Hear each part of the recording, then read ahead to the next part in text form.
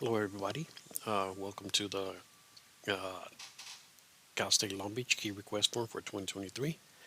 The form is a DocuSign form, so it will be available to you uh, through the DocuSign website under templates and share with me. If you are watching this video, this means that you are probably a key coordinator or someone with the authority to issue keys, and we have shared the form with you. If you do not see the form, you can contact our key issue department and they will let us know so we can share the form with you. So the way to get to the form, two ways. The first way is to do your SSO. By logging into your SSO, you will see this checklet. By clicking it, it takes you to DocuSign. The other way is directly through DocuSign. Uh, this method, if you are not logged into your SSO, it will go straight to the DocuSign website and it will ask you to sign in. So it will look more like something like this.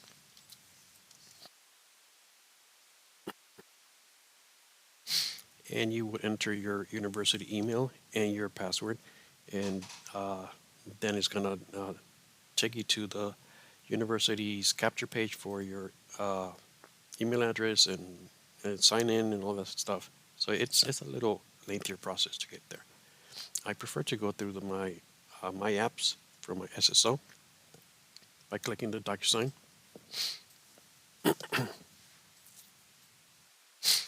However you prefer to get there, uh, once you are here at the DocuSign website, I'd like to get your attention to the templates tab here on top.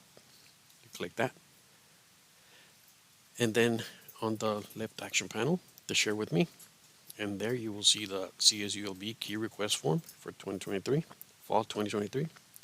To use it, all you have to do is click the use button.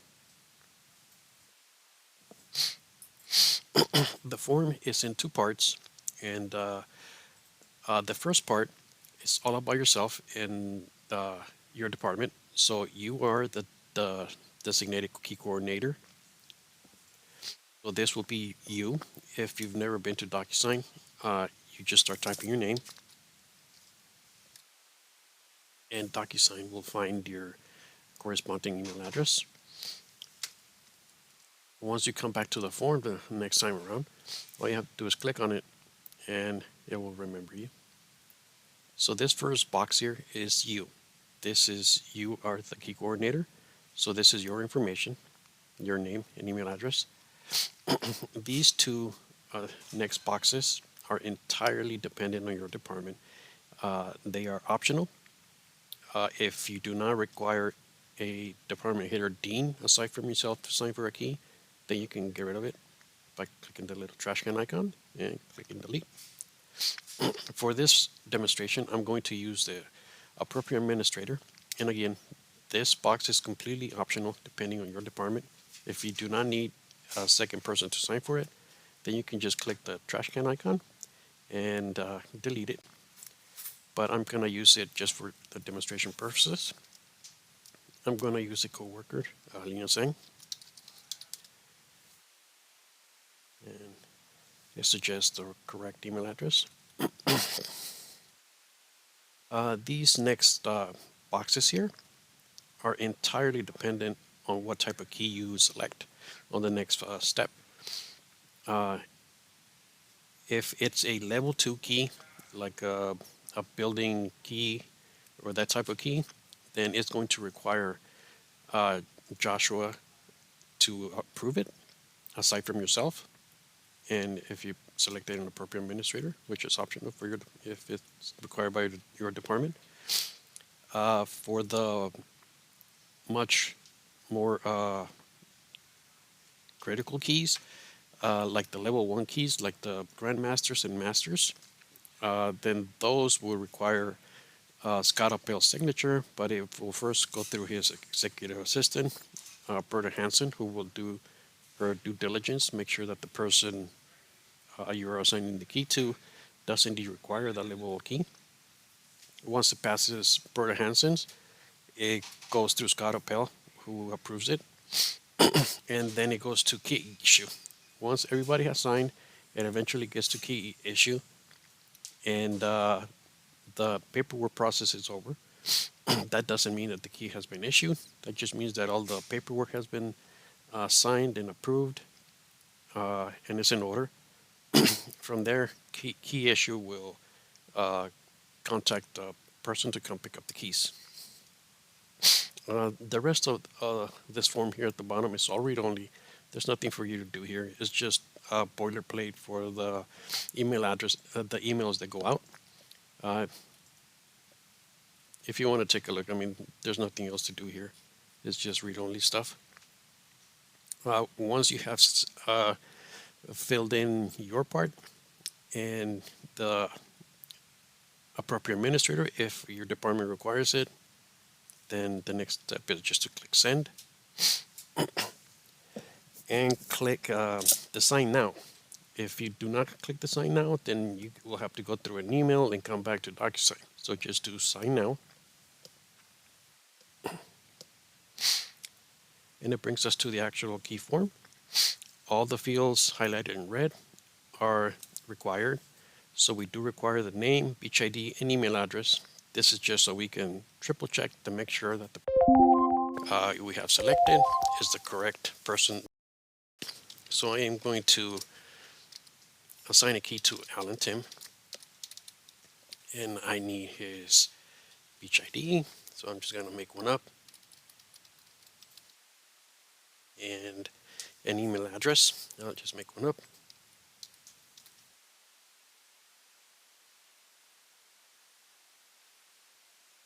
This is going to be a new key request. The department name, you can either spell out the entire department name. For myself, it would be Beach Building Services.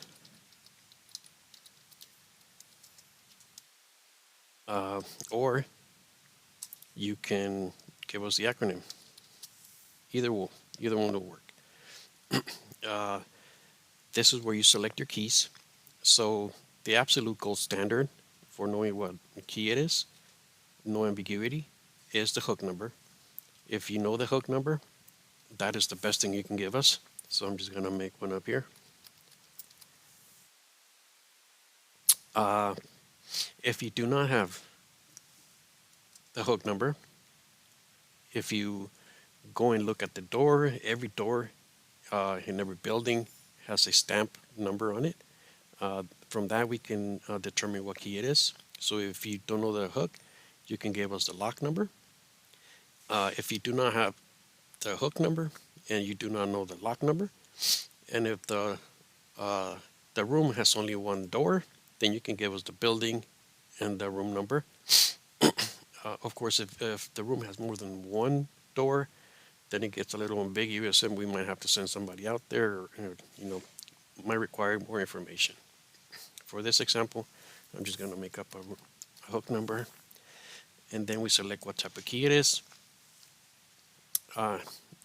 Again, the level 3 keys only require your signature, and if you put in a second or third person to sign for them.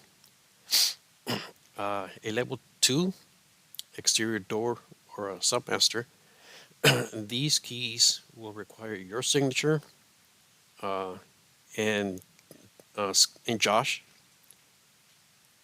A level 1 key, these are the building grandmasters and building masters. These require everybody's signature. So from you, if you select an appropriate administrator, it's going to go through Josh, it's going to go through Berta, and finally Scott Appel. These are more rare of a key, but they require more signatures because they are very sensitive keys. For this example, I'm just going to use a exterior door, which is going to require Josh to sign for it, aside from myself and Alina, who I selected as an appropriate administrator. Once this is all filled out, you sign it, and then you finish.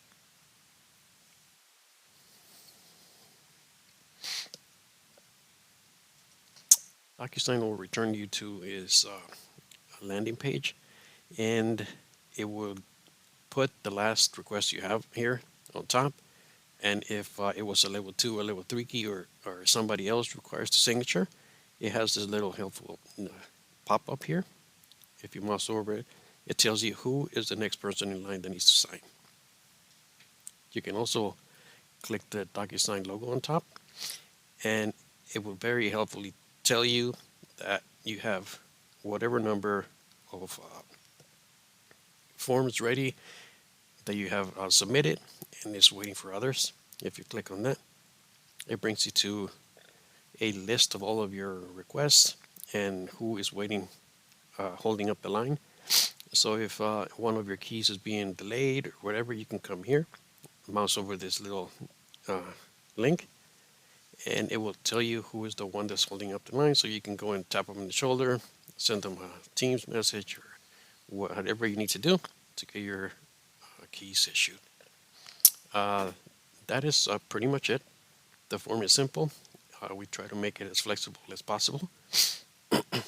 If you have any questions, you can always contact Key Issue, and we will be happy to answer any questions.